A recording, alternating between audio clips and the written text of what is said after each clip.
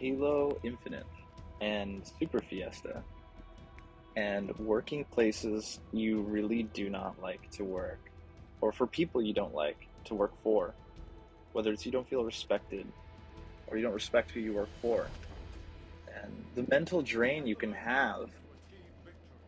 Your feelings are valid. I'm in that situation right now, and that's more or less why I wanted to talk about it, on how I just feel so unfulfilled, and waking up and I hear that alarm and I just don't want to go in. I just want to call them and tell them like, "Hey, sorry, not not today." But you can't. But drained feeling and the sorrow you must have for yourself is totally valid. But it's all up to you. And in my scenario, it's all up to me.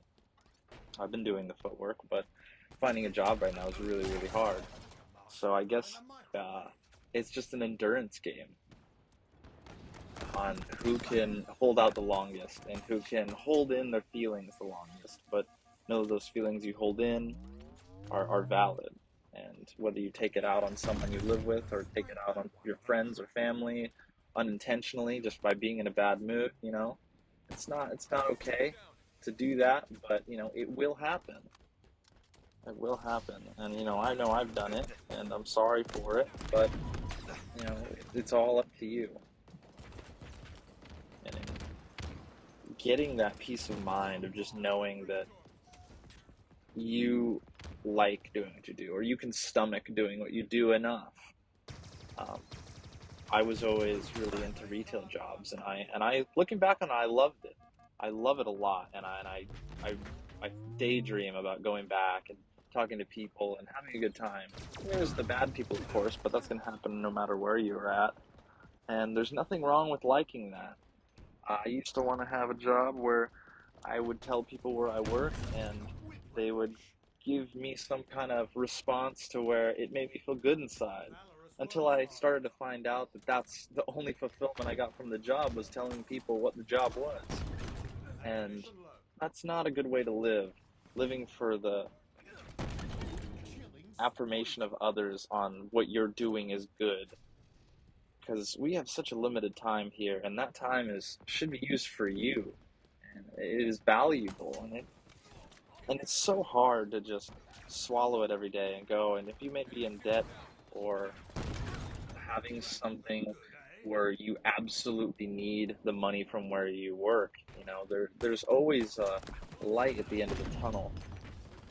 There has to be, and I find that light at the end of the tunnel may not necessarily even be the end of your struggle. It may be the end of your current struggle and how you feel, but it won't be the end of the scenario you're in.